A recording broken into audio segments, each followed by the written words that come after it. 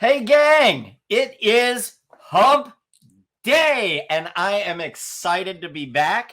Apologize for having to take the week off last week. This week, our good friend, Dr. Jennifer Bell, had to take the week off. I wish my reason was as good as her reason because she's off in Italy, and I'm still putting out fires here. But anyway, welcome to Dentists in the Know. This is your backstage pass for current trends, politics, and education in the dental world. It's live. And as always, because it is a Hump Day happy hour, it's over a cocktail. I'm Dr. Jeff Horowitz. With me tonight is Dr. Chatty Duplantis. And as I said, Dr. Jennifer Bell is off in Italy sipping some beautiful Brunellos, I hope. Hope she brings one back for us, Chad. I hope so too. Yeah. Hint, hint, because hopefully she's watching this. Anyway, we are all educators, we are all business owners, and we're all practice owners. Sometimes we wish we weren't practice owners. Isn't that right, Chad? Some days. Some days. Yes. And our job is to bring all of you in the know. First of all, want to give a big shout out to one of our great educational partners, Q Optics and Quality Aspirators, the group that you saw the great videos from, and their extremely innovative products and amazing loops. And we want to thank them for all their support on Dinks and bringing this and many other programs to you. But we have a phenomenal show tonight. Gentleman who started out as a lab technician, got really into digital dentistry and milling and technology, and then went on to get his dental license, and is now over at Glidewell, heading up all of the great CE that you're getting in 3D technology, and just doing an amazing job over there. So Dr. Justin Chi is going to be talking with us about digital technologies. And we're really excited to have him because he's just such a knowledgeable guy. And I love when people come in to dentistry with with real world experience from a different perspective other than the dental or the dentist side. So with that said, amazing show coming up, but Chatty has some news. Yeah, I just have two items because... Did I build you up too much?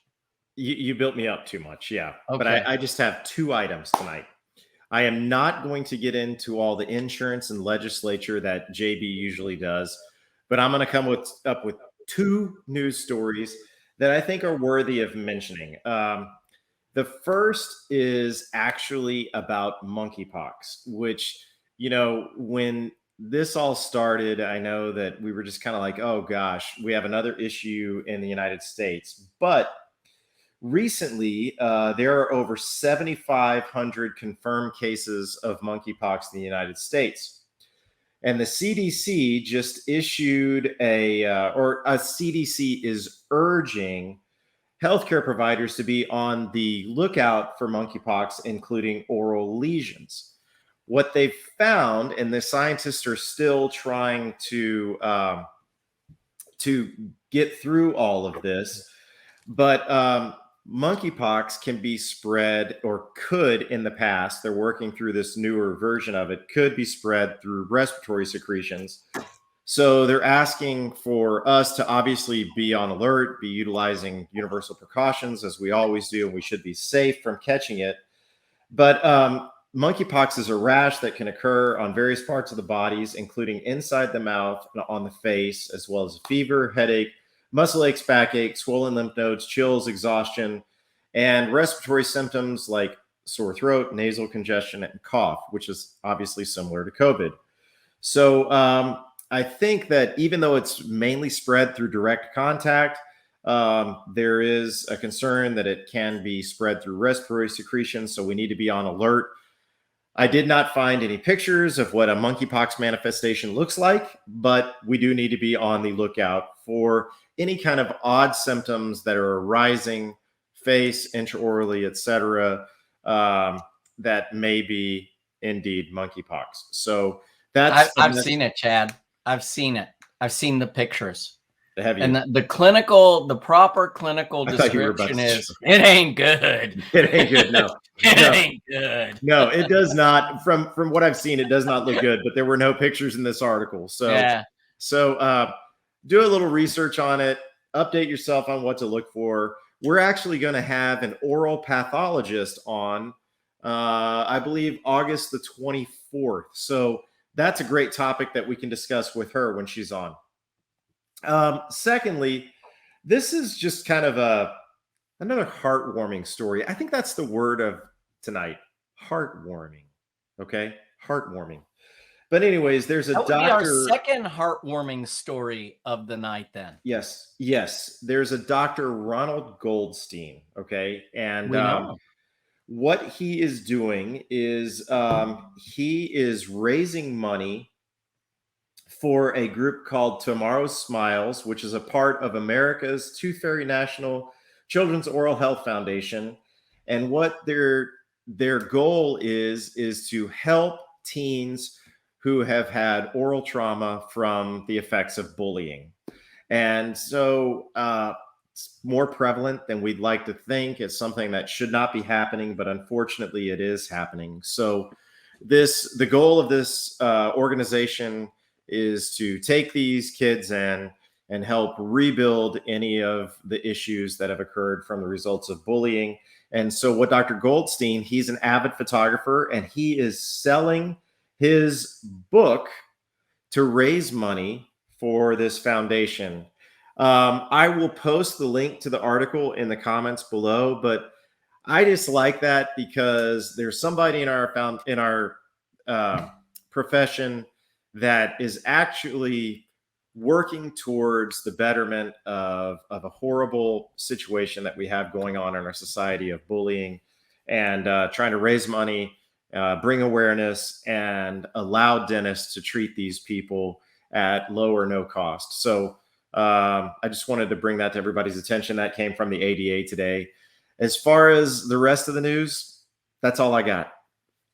You know what? That's pretty amazing. And I don't know, for some of our younger viewers, Goldstein and Garber and now Salama with that group, they're based out of Atlanta, and they are one of the finest dental groups out there. The education that they've given over the years, both Goldstein and Garber, the photography that I remember when, I sound old now, but I remember when they would come and they would put on these amazing presentations with slide decks that we would say, how did they do that with a slide deck? I mean, it's one thing to do it in a PowerPoint and make a transition, but to take slide decks and make that happen, these are pretty incredible clinicians, and it's really nice to see them giving back as well. So I want to introduce someone that I'm very honored to call a friend. I've known Justin for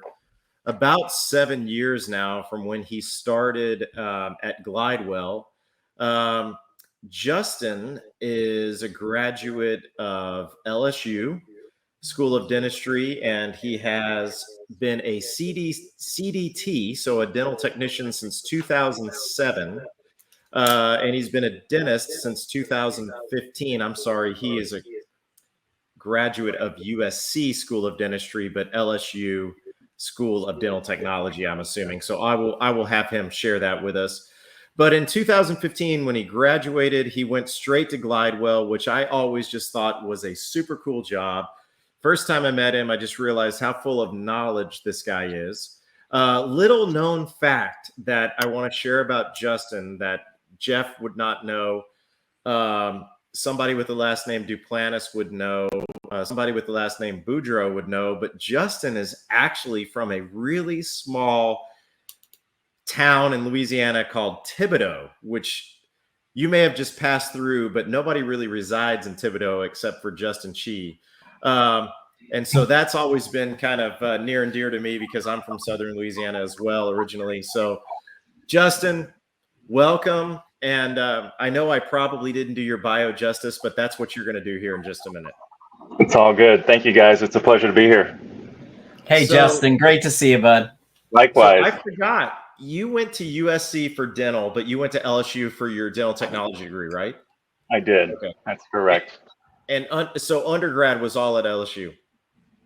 Half at LSU. So I got my prereqs at LSU in Baton Rouge, and then the dental technology program is actually at the LSU School of Dentistry in New Orleans. And that's a bachelor's degree too. That's not like just a CDT. That's a full-fledged bachelor's degree, and then you went on to get your CDT. Is that right? It used to be. So not long after I finished the bachelor's program, due to lack of interest, the bachelor's year was dissolved. So at present, it's a 2-year associate's degree. And in the past, when I went through, I was fortunate enough to stay on for an additional year where I could earn the bachelor's, and in addition to some additional prerequisite courses.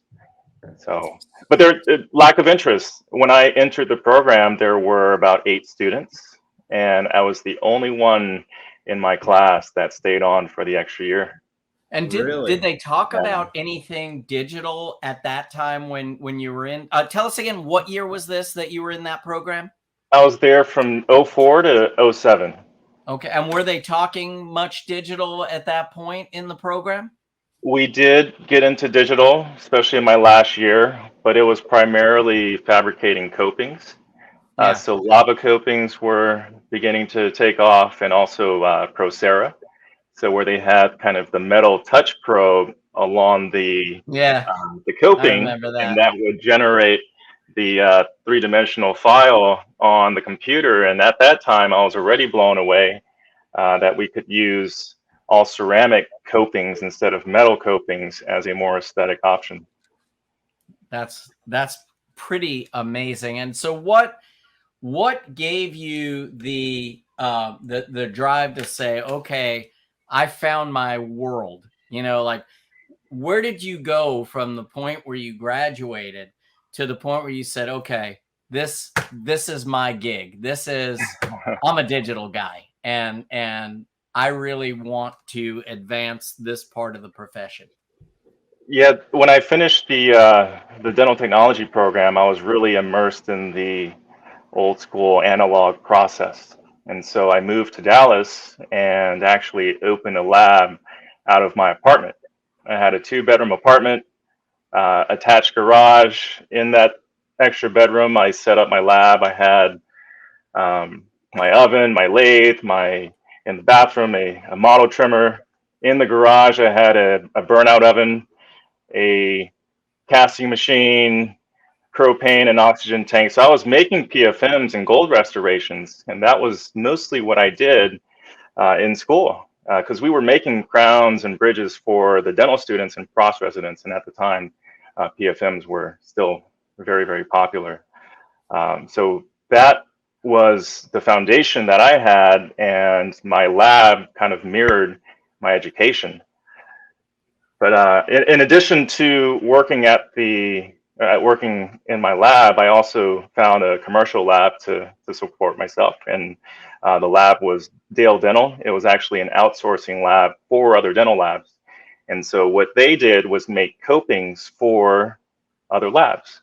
And so, because at the time, all ceramic copings, even CapTech copings, they were a little pricier, you know, to make them. The machinery and the technology was quite a hefty investment. So they relied on these outsourcing labs to make it for them. And so my role at that lab was to finish copings. I was doing both lava copings, lava zirconia copings, and CapTech copings. And to finish them was essentially the milling machines would over mill the copings, and so you'd end up with really thick margins. And my only job was to take a diamond burr and just finish and grind those down to a fine edge. And I was doing about 50 or 60 of those copings each day. And it didn't. And you were thinking, and I got a bachelor's for why? Exactly. So it didn't take very long for me to question my career path, or at least to seek other options. So And nearby there was a company that I heard about from my uncle, who was an electrical engineer. He had a buddy that worked at this company called D4D Technologies, and they were working on a dental CAD/CAM product. And so I initially was researching what they were all about, and I saw, oh, chairside CAD/CAM for dentists to make their own crowns in their office. And I initially thought, well, that's not really a company it seems like I would fit in at. But I actually saw they were hiring for technicians to work as a trainer. And so I thought, I don't think this commercial lab, at least where I was going to work out. So I applied and went in for an interview. They showed me the system. I saw the software. And this was my first time seeing full contour design software.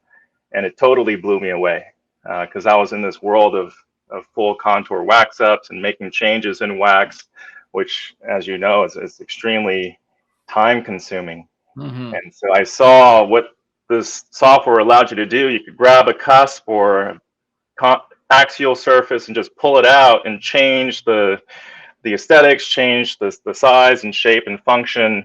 I was immediately hooked. I thought, this is absolutely the future. This is what I want to be a part of. And I joined them back in 2007, not long, same year when I graduated. So I had an opportunity to train the very first customers of that E4D dentist system. And that from that point on, it really changed my life.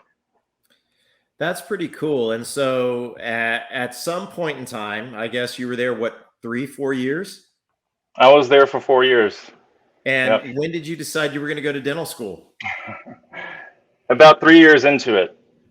Through those 3 years, it was an amazing experience to see and witness what the technology did for dental offices.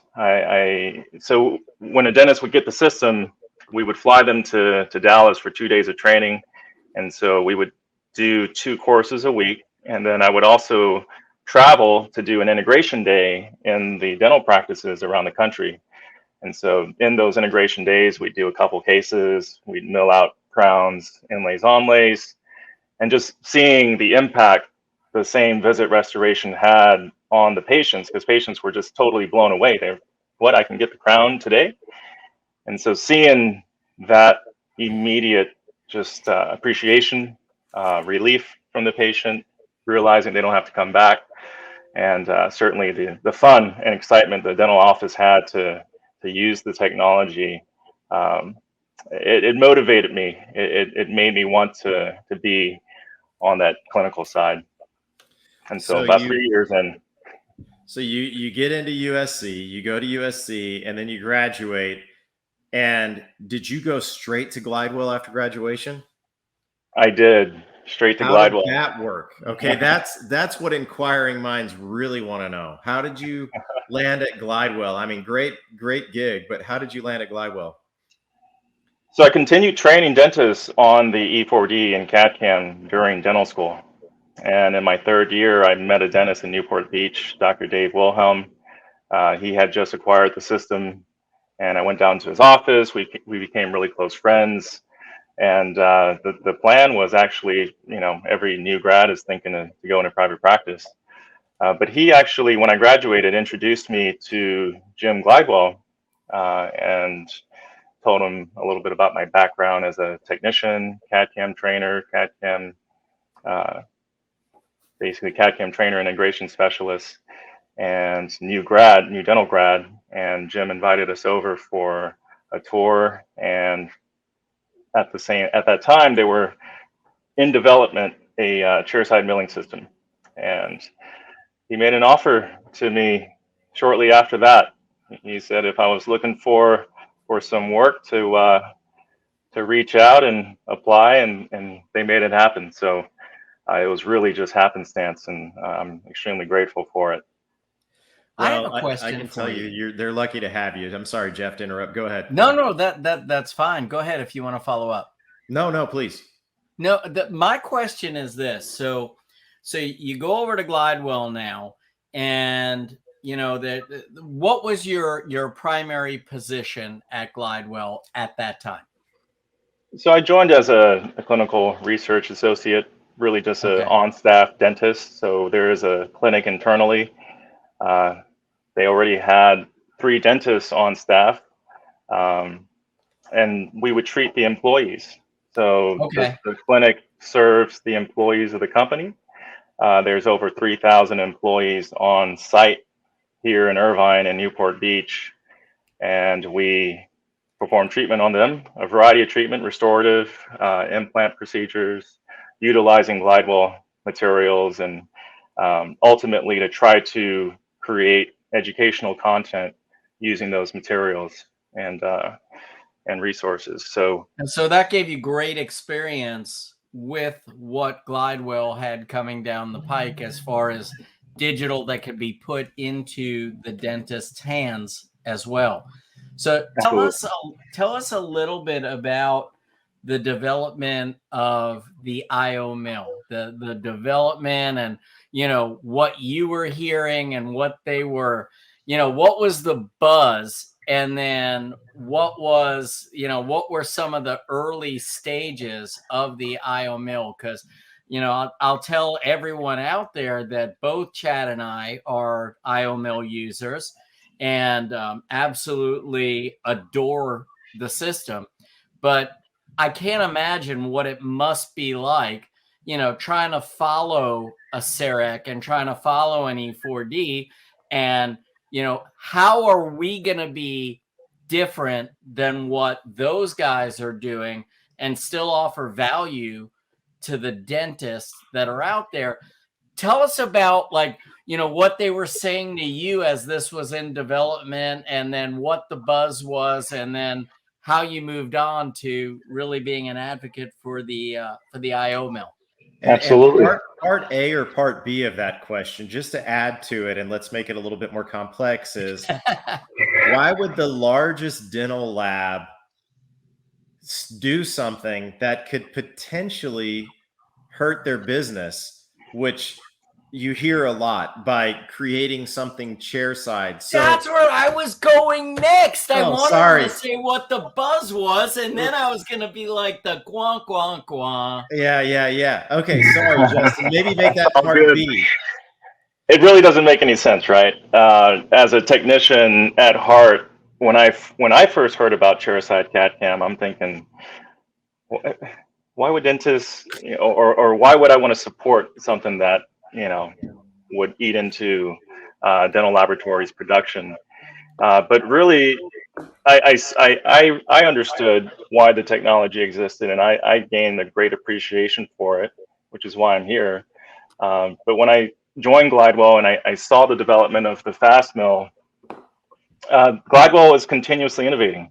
They never rest on their laurels, and the driving philosophy is, how do we make crown deliveries faster, quality crown deliveries faster? And Glidewell has adopted digital technology for over 2 decades, and it's the key component of fabricating Bruxer crowns through the lab. And they've gotten the process amazingly down to as little as 48-hour turnaround time. But they are still driving to figure out how to reduce that turnaround time and reduce the time the patient is wearing a temporary. And so the thought was, we can't make it really a whole lot faster here at the lab. We have to bring the lab to the dental practice. And so that's what that fast mill, really the underlying philosophy is. We have to make lab quality Bruxer crowns right in the office. And so the key differentiator for the system is knowing that dentists don't want to be technicians, right?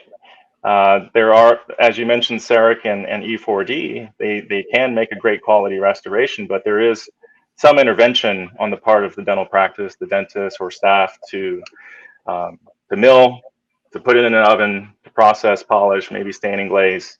And so those are, technique sensitive steps to make a restoration. But from the ground up, the fast mill, the intent was to make a Bruxer crown as simple as possible. So that's what the Bruxer now is. It's a material that's already fully sintered, doesn't require an oven to deliver for the patient without any compromises. It's the same formulation that you'd actually get if you were to prescribe a Bruxer through the lab.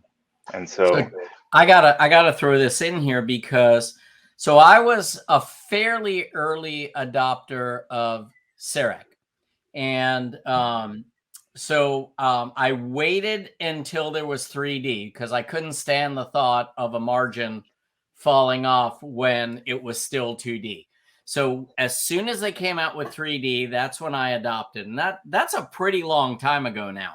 2004. 2005, somewhere in there. Yeah, exactly.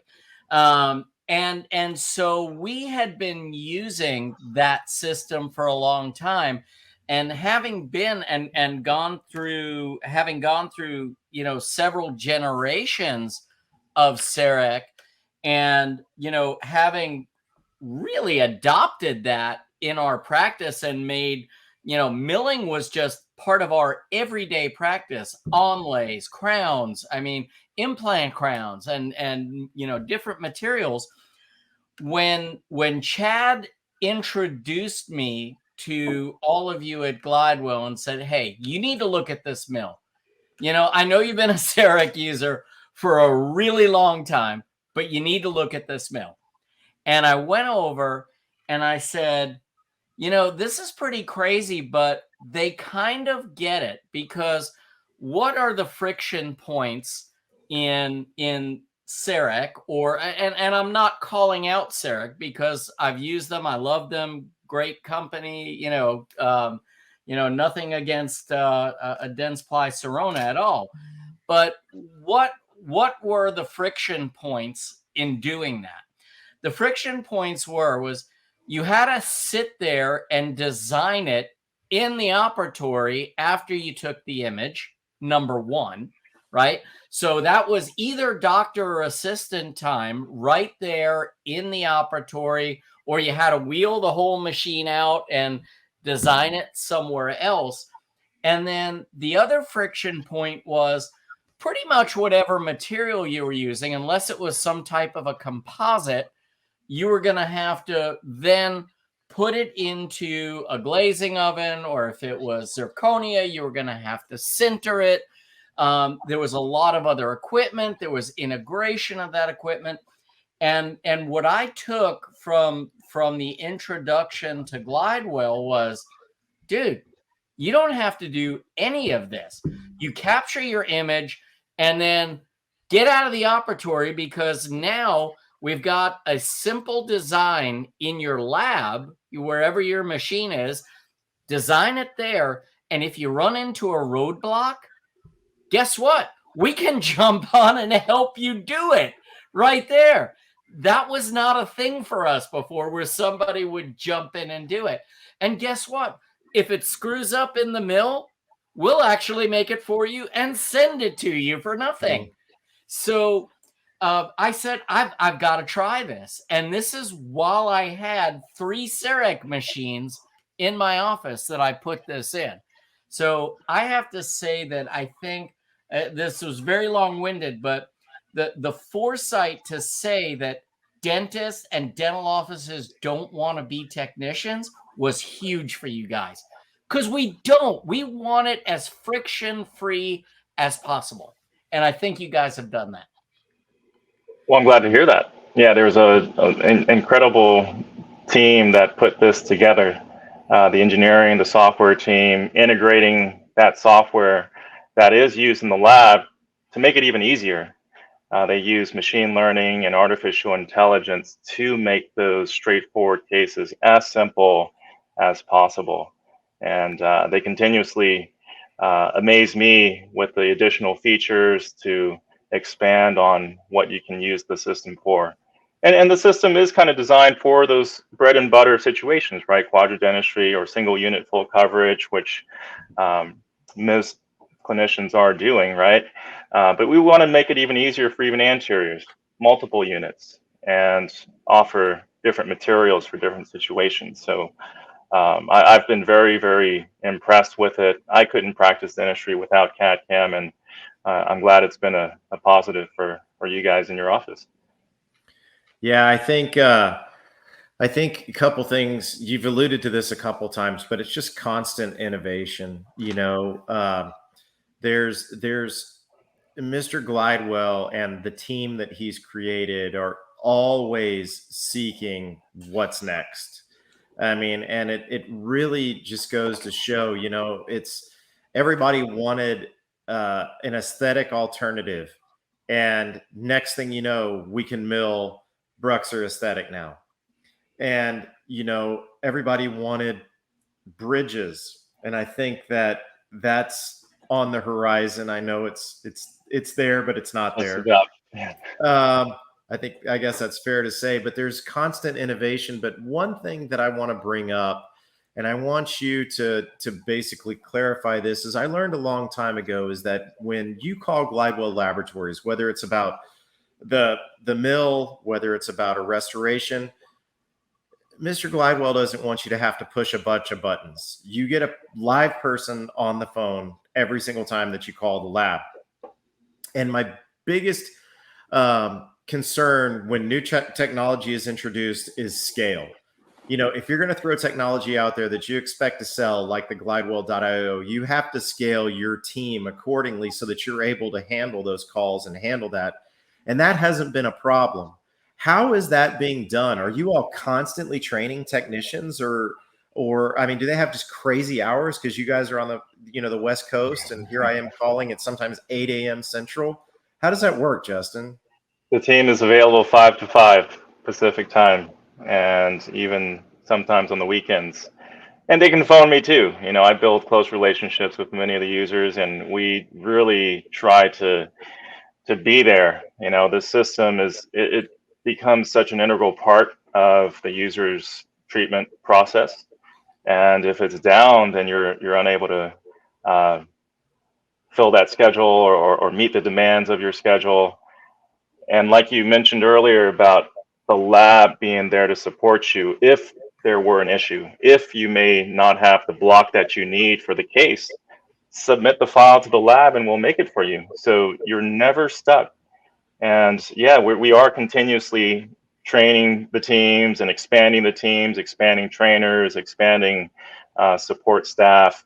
Much of the support staff are digital technicians that we've pulled from the production floor. That's why they're so well versed at utilizing the software, which is pretty straightforward. But any new technology, there is that learning curve, and we wanted to try to smooth that out.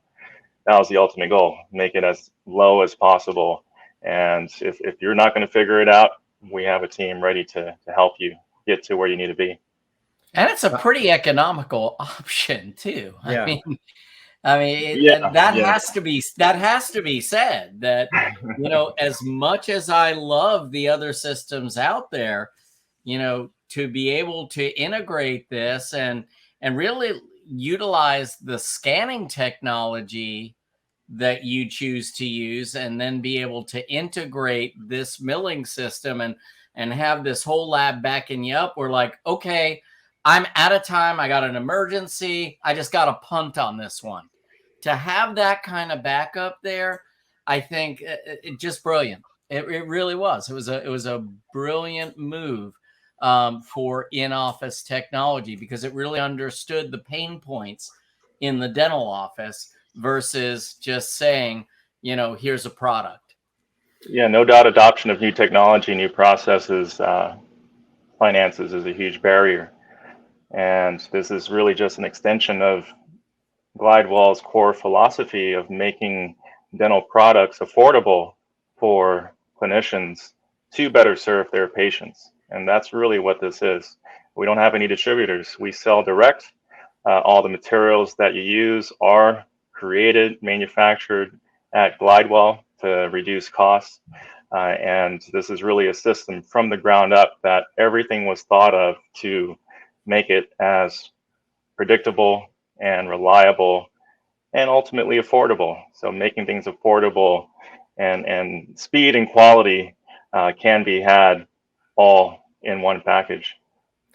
How many users are there right now of the system? Do you have any idea? Over 1,100. Really?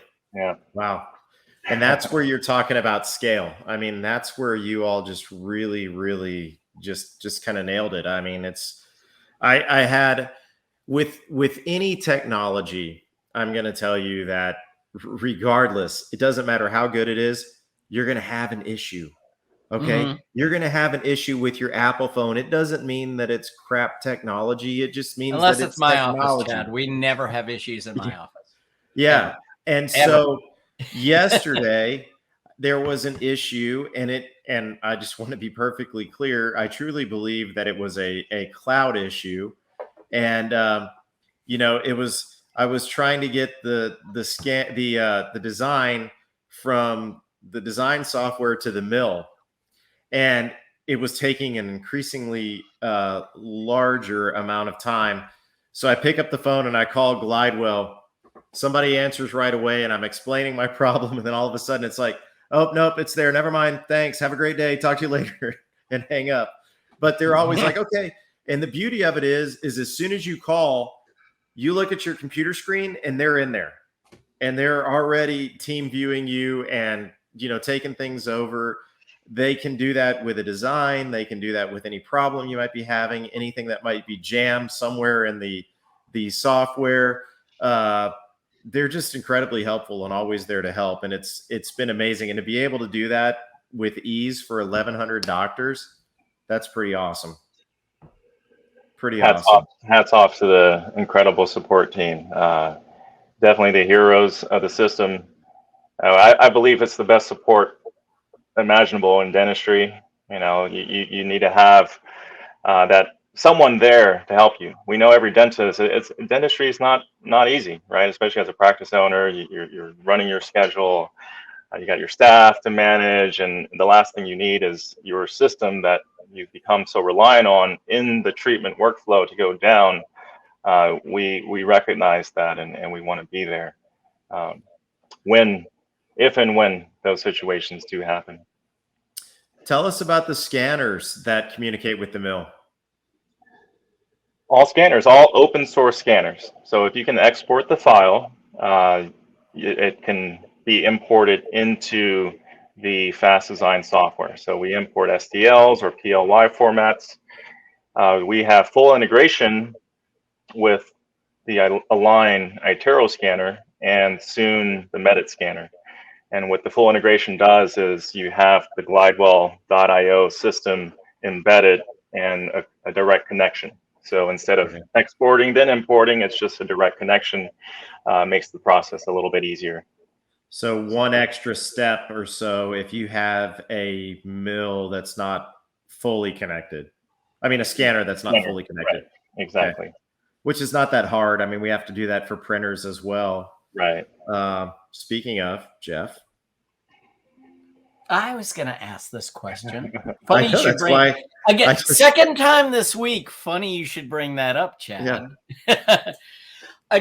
Obviously, 3D printing is here, and it's becoming a huge part of dentistry. So I cannot imagine that Glidewell is not considering bringing on some type of integrated 3D printing technology to kind of complement this beautiful system that you have that can also be backed up by the laboratory should things ever go wrong. Again, they never go wrong in my office, only in other people's offices, a lot of times in Chad's office, but not in my office. But you got to have that backup is huge. And again, I think it's a lot of the secret sauce for you guys. Yeah, we are definitely investigating a 3D printing addition. Like you said, it's going to complement the system really well. 3D printing is really taking a big part of dentistry for a variety of different indications, right? Night guards, aligners, certainly models where things started out. So we are looking into that, and I think it would provide a nice balance to the system. So you would be able to do even more treatments, and offer more solutions with your in-office system. And that's what we want to do, add on. And I think that is the future of dental practice, right? Dentists taking on more of those responsibilities and creating those appliances right in the practice.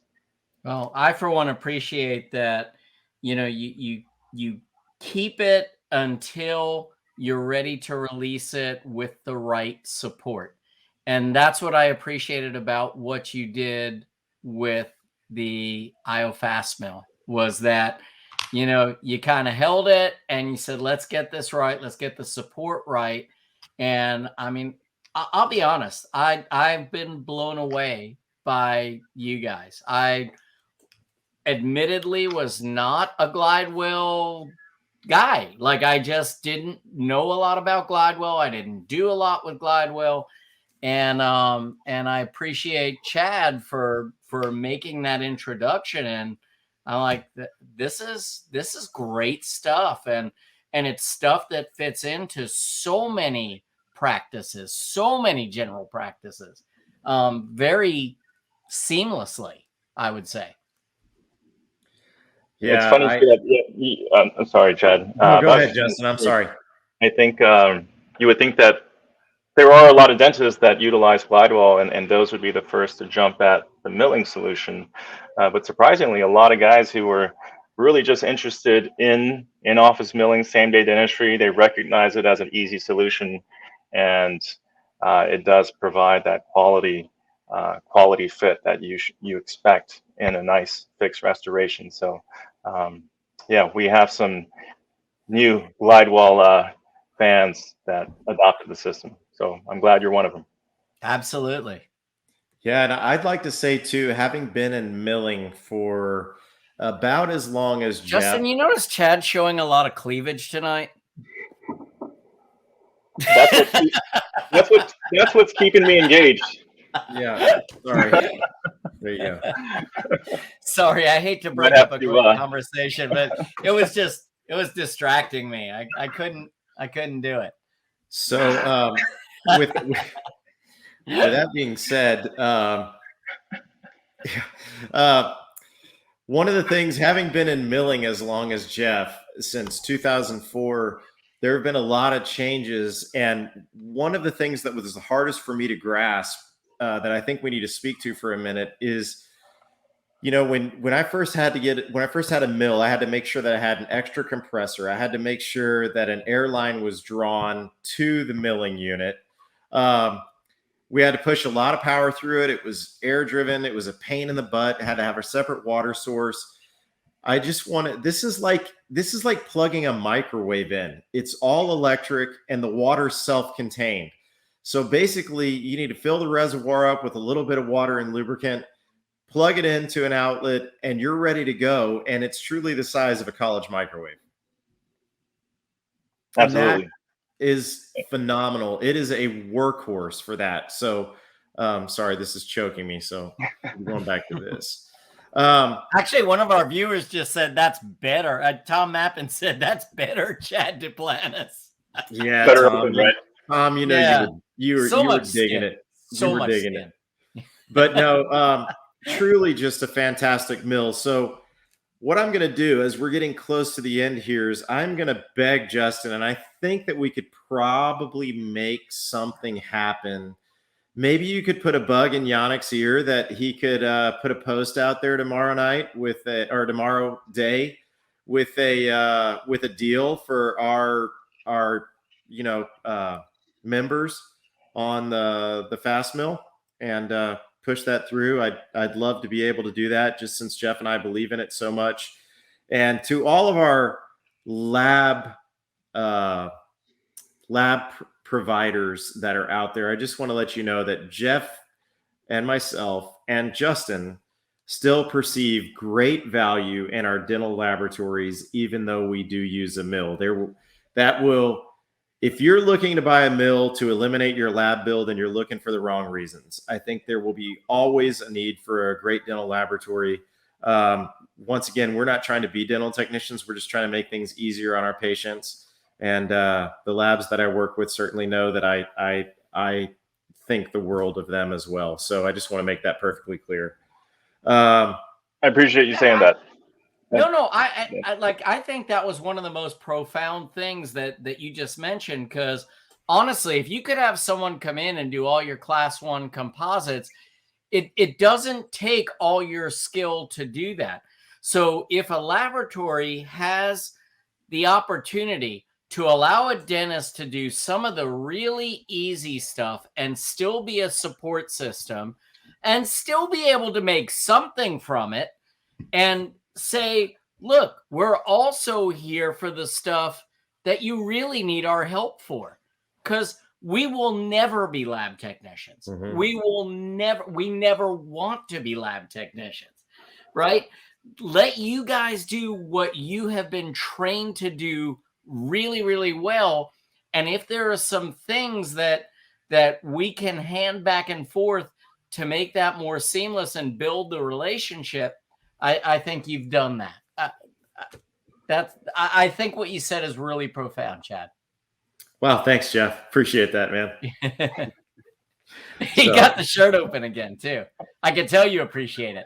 Yeah, it excited me. I was a little verklempt. Yeah, that's a very important point. The labs are not going to go away. They're Right. always going to be a very important, integral partner to patient treatment.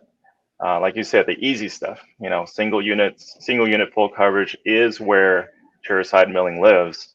And you'll have your outliers that want to tackle on more complex cases, but ultimately most dentists don't have the time to dedicate to finishing and adjusting, contouring, staining aesthetic cases. Certainly your removable work will still be at the lab. So there's definitely, this is not a complete replacement for a lab. And like you said, it's looking for the wrong reasons if you're thinking this is going to eliminate your lab bill. Totally. Well, that was awesome, Justin. I really appreciate your time, and thank you for being here. And go put that bug in Yannick's ear and see if I just texted him. All right, good. So we're gonna make it happen. We've gone back and forth. I know he wants to do something for the group, so we'd love for you guys too. So just he can run a post by me tomorrow. But and the group can reach out to either Chad or myself to, if there are any questions about it. And we still use our CEREC. I'm not going to say that it's all gone. It's not. We integrated this system, and it is, I will admittedly say, the assistants who run everything in my office, this is their preferred system. And I like it because there's the backup, and there's also that opportunity to say, we've got your image, we're getting out of the operatory now, and we can do other things. So anyone who wants to ask either Chad or myself any questions, please direct message either one of us, and we'll be happy to talk to you about it. I agree. Anytime. So thank you guys. Thanks for having me. Justin, great seeing you, man. Great seeing you, buddy. We'll be in touch soon. Pleasure. Have a good night. Take care. Well, Jeff, you want to close us out, or you want me to? Go ahead and close us out, Chad. I talked too much tonight. No, you didn't. I want to share with everybody this real quick. If you're looking for a book, Jim Glidewell wrote this book called Constant Change. And I think that he truly is constantly changing the laboratory. I don't feel safe saying this about many places, but I will say this, and Glidewell will not get mad at me. If you're ever in sunny Southern California, give the lab a call and go take a tour. It's truly a marvel to be there and see it, the way that it operates. You'll not only learn a lot about dentistry, but you'll learn a lot about business. They really focus on education. They just built a brand new educational facility at the laboratory. They have a ton of educational opportunities that are very reasonably priced. And you'll get a lot of value out of each of them. I want to thank Justin for being here tonight. I want to thank Q Optics, as always, and Quality Aspirators for being a fantastic sponsor. Talking about respiratory droplets from earlier, that safety suction that we showed earlier is a great way of reducing respiratory droplets transmission. So with that being said, Jeff, it's always good to see you. Can't wait to see you too, buddy. We miss you, Jennifer.